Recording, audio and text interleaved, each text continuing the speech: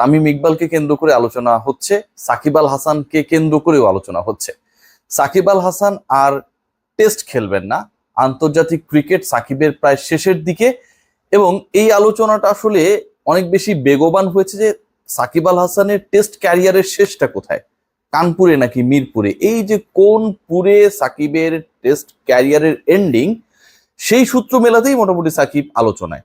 এটা নিয়ে সাকিব তার জায়গা থেকে কথা বলছেন, বিসিবি কথা বলছে, ক্রীড়া মন্ত্রণালয় কথা বলছে। যাই হোক, তামিম ইকবালকে নিয়ে কথা বলেছে আসলে স্পোর্টস স্টার, এটা হচ্ছে ভারতীয় একটা গণমাধ্যম, এবং যেখানটায় তামিম ইকবাল এই মুহূর্তে যেহেতু ভারতে অবস্থান করছেন, তিনি কমেন্ট্রি প্যানেলের সদস্য, বাংলাদেশ ভারত চলমান যে সিরিজ চলছে সেখানকার, সেই জায়গায় তামিম ইকবাল খান ইন্টারভিউ দিয়েছেন স্পোর্টস স্টার, এবং সেই ইন্টারভিউকে কেন্দ্র করে তামিম ইকবাল চ্যাম্পিয়ন্স ট্রফিতে বাংলাদেশের হয়ে অংশগ্রহণ করছেন। তামিম ইকবাল খান তার রিটায়ারমেন্ট থেকে ফেরার যে লক্ষ্য বা ফেরার যে জায়গা, মঞ্চ, সেটা যেটাই হোক না কেন, চ্যাম্পিয়ন্স ট্রফি, সেই জায়গায় গোল সেট করেছেন, এরকম একটা আলোচনা এই মুহূর্তে প্রবল। কারণ তামিম ইকবাল ইন্টারভিউতে তার ন্যাশনাল টিমে আবারও ফেরা, ওয়ানডে সাইডে আবারও ফেরা, এই ইস্যুসগুলো নিয়ে কথা বলেছেন। কি কথা হয়েছে, কি বক্তব্য এসেছে, বাংলাদেশের মিডিয়ায় যেভাবে বিষয়টা নিয়ে আলোচনা করা হয়েছে, আমার কাছে মনে হয় যে খণ্ডাংশ এসেছে, কিছু কিছু জায়গায় আন্ডারস্ট্যান্ডিং এর একটা ভুল ছিল, এবং যে যার মতো করে আসলে এটাকে ব্যাখ্যা করেছে, কেউ এটাকে সাধুবাদ জানিয়েছে, কেউ এটার উপর বিরক্ত হয়েছে, কেউ বলছেন যে আসলে এটা কোনো কিছুই হবে না। মূল কাহিনীতে আসি, আসলে 3টা পয়েন্ট, আবারও বলি, পয়েন্ট পয়েন্ট ভাগ ভাগ করে আলোচনা করলে বুঝতে এবং বলতে সুবিধা হয়।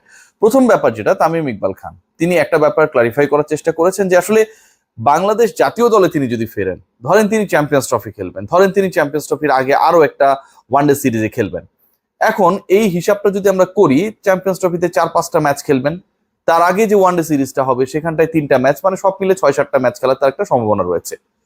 এখন একজন ক্রিকেটার হিসেবে, সাবেক অধিনায়ক হিসেবে, বাংলাদেশের একজন গুরুত্বপূর্ণ ক্রিকেটার, গত 15-16 বছর থেকে যিনি জাতীয় দলকে সার্ভিস দিয়েছেন, সেই ক্রিকেটার তিনি ইন্টারন্যাশনাল ক্রিকেটে কামব্যাক করবেন ওই 6-7টা ম্যাচের জন্য। তামিম ইকবাল একটা প্রশ্ন যে এই কয়েকটা ম্যাচের জন্য কি আমার কামব্যাক করা উচিত কিনা। এখন এই কয়েকটা ম্যাচের জন্য তামিম ইকবাল যদি চ্যাম্পিয়ন্স ট্রফিতে বা তার আগের একটা ওয়ার্ম আপ সিরিজে খেলেন এবং কামব্যাক করেন, তাহলে তো তিনি কারো না কারো জায়গা নেবেন।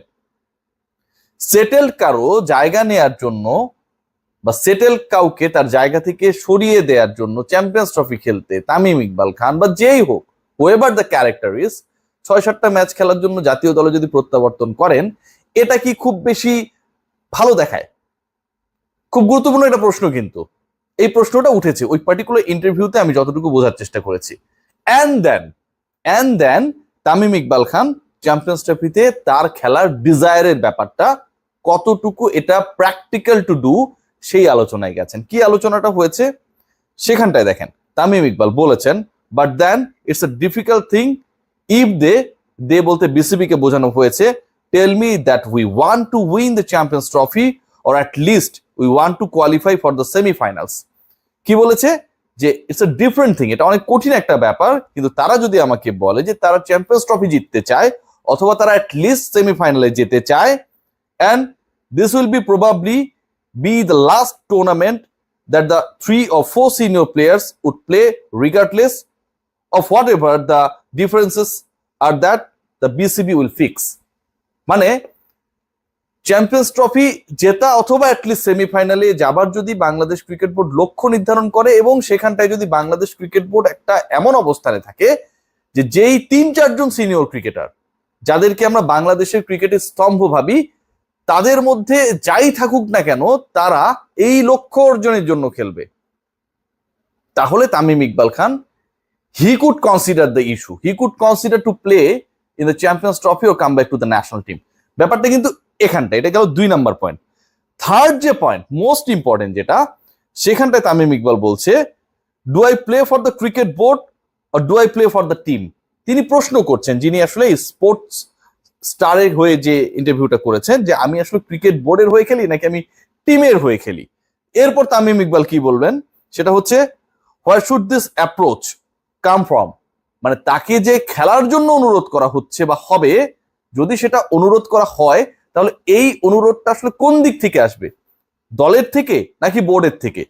এবার আসুন দল আর বোর্ডের পার্থক্যটা কথা সেটা তিনি ক্লিয়ার করেছেন ঠিক তার পরের লাইনে, the cricket board looks after me but the players also need to be welcoming. ধরুন ক্রিকেট বোর্ড তামিম ইকবালকে খেলাতে চায়, চ্যাম্পিয়ন্স ট্রফিতে জয়ের পরিকল্পনা করতে চায়, অ্যাটলিস্ট টপ 4-এ যেতে চায়।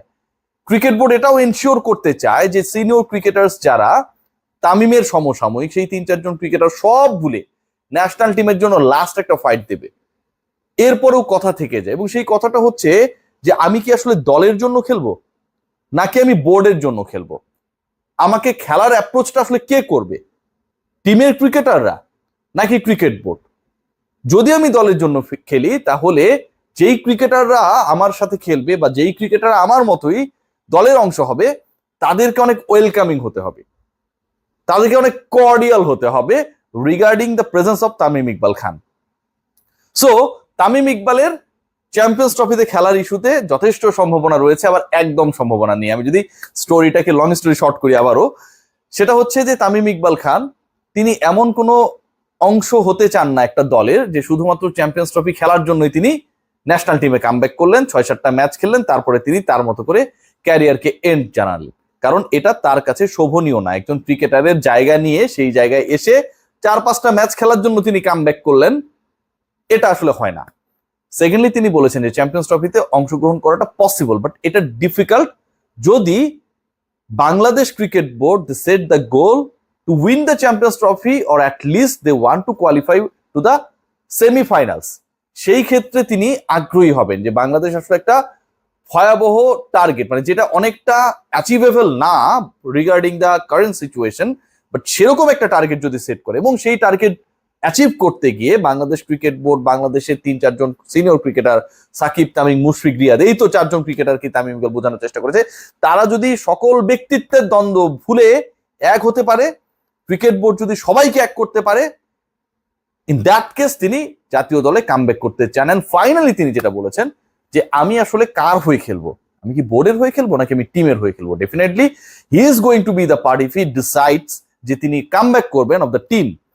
ক্রিকেট বোর্ডের অনেক কর্মকাণ্ড রয়েছে, টিম পরিচালনা তার একটা, কিন্তু সেই টিমে কারা থাকবেন, কারা কিভাবে তামিমকে গ্রহণ করবেন, তামিমের সাথে তাদের আন্ডারস্ট্যান্ডিংটা কি হবে, ক্রিকেট বোর্ড যেই ক্রিকেট দলটাকে পরিচালনা করে সেই ড্রেসিং রুমটা তামিমের জন্য কতটুকু সহজ হবে, চান্ডিকা হাতুরু থেকে যদি তখনও সেখানটায় থাকেন।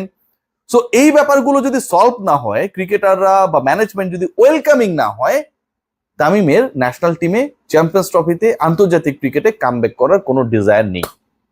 সো তামিম ইকবালের জাতীয় দলে ফেরা সম্ভব, আবার অসম্ভব। সম্ভব তখনই যখন সব সিচুয়েশন আমি যেভাবে বললাম সেরকমটা হবে। আর যদি এরকমটা না হয়, বাংলাদেশ দলের যদি আসলে চলছে গাড়ি যাত্রা বাড়ি টাইপের লক্ষ্য হয়, ক্রিকেটারদের মধ্যে ব্যক্তিত্বের দ্বন্দ্ব